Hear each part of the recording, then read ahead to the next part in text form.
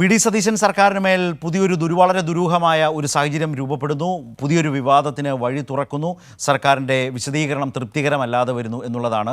വിഴിഞ്ഞം തുറമുഖത്തിൻ്റെ ഓഹരി കൈമാറ്റ കരാറിൽ വെട്ടിലായിരിക്കുകയാണ് വി.ഡി. സതീശനും UDF സർക്കാരും. മുഖ്യമന്ത്രിയുടെ മംഗലാപുരം യാത്രയിൽ ഓഹരി കൈമാറ്റ ചർച്ച നടന്നോ എന്ന് ഡോക്ടർ തോമസ് ഐസക് ചോദിച്ചു. സമുദ്രമിഷൻ നീക്കത്തിനെതിരെ പ്രതിപക്ഷം ഉയർത്തിയ ആരോപണങ്ങളെ ശരിവെക്കുന്നതാണ് ഇപ്പോഴത്തെ കരാർ നീക്കങ്ങളെന്നും ഡോക്ടർ തോമസ് ഐസക് പറഞ്ഞു. തെരഞ്ഞെടുപ്പ് ഫലത്തിന് തൊട്ടുമുമ്പ് മുഖ്യമന്ത്രി വി.ഡി. സതീശൻ നടത്തിയ മംഗലാപുരം യാത്രയുടെ ഫലമാണ് വിഴിഞ്ഞം ഓഹരി കൈമാറ്റം. ഉടമസ്ഥനായ കേരള സർക്കാരിനോട് ചർച്ച ചെയ്യാതെയാണ് അദാനി മെഡിറ്ററേനിയൻ ഷിപ്പിംഗ് കമ്പനിയുമായി ഉണ്ടാക്കിയ കരാർ. എന്നാൽ കരാർ ഉണ്ടാക്കിയത് സർക്കാർ അറിഞ്ഞില്ല എന്ന് പറയുന്നത് വിശ്വസിക്കാൻ കഴിയില്ലെന്ന് ഡോക്ടർ തോമസ് ഐസക് പറഞ്ഞു. തെരഞ്ഞെടുപ്പ് വിജയത്തെ തുടർന്ന് ചാർട്ടേഡ് ഫ്ലൈറ്റിൽ മംഗലാപുരത്ത് പോയിട്ട് അദാനി കമ്പനി ഉടമസ്ഥന്മാരുമായിട്ട് സംസാരിച്ചപ്പോൾ ഈ ഓഹരി കൈമാറ്റത്തിന്റെ പ്രശ്നം അനൗപചാരികമായിട്ട് ചർച്ച ചെയ്തിരുന്നോ എന്ന് കേരളത്തിന്റെ മുഖ്യമന്ത്രി വ്യക്തമാക്കണം. ചെറിയ ഡീലല്ല നടന്നിട്ടുള്ളത്. മുഖ്യമന്ത്രി വി.ഡി. സതീശൻ മംഗലാപുരത്ത് ചർച്ച ചെയ്തത് ഇതാണെങ്കിൽ കേരളത്തോട് ചെയ്തിട്ടുള്ള ഏറ്റവും വലിയ വഞ്ചനയാണ്.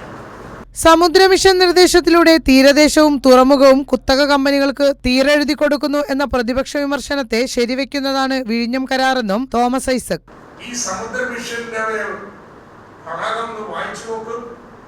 ബഡ്ജറ്റ് പ്രസംഗത്തിലുള്ളത് സർക്കാർ ഫെസിലിറ്റേറ്ററാണ്. സ്വകാര്യ മൂലധനത്തെ പൂർണ്ണമായിട്ട് ആശ്രയിക്കാൻ പോലെ അതാണ് ഉമ്മൻചാണ്ടി ചെയ്തത്. അതിപ്പോ എവിടത്തെ എത്തിയിരിക്കുന്നു?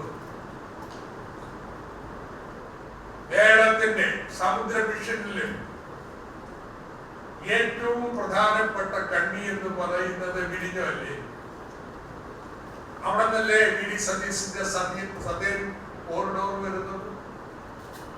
വിഴിഞ്ഞം പോർട്ടുമായി ബന്ധപ്പെട്ട് വി.എസ്. അച്യുതാനന്ദൻ സർക്കാർ ഉണ്ടാക്കിയ കരാർ പിന്നീട് വന്ന UDF സർക്കാർ അട്ടിമറിച്ചതിന്റെ ഫലം കൂടിയാണ് ഇപ്പോഴത്തെ അദാനിയുടെ നീക്കം. വി.എസ്. സർക്കാരിന്റെ കാലത്ത് വിഴിഞ്ഞം പോർട്ട് കേരള സർക്കാർ നേരിട്ട് നിർമ്മിക്കും. അതിന്റെ പണം വായ്പ എടുക്കും. അതിന്റെ അടിസ്ഥാനത്തിൽ നിർമ്മിക്കും. നിർമ്മിച്ചു കഴിഞ്ഞാൽ നടത്തിപ്പിന് കരാറ് ഏതെങ്കിലും കമ്പനിയുമായി ടെൻഡർ വിളിച്ചു കൊടുക്കും. ഇതാണ് ലാൻഡ് ലോഡ് മോഡൽ. ഉമ്മൻചാണ്ടി എന്താ ചെയ്തത്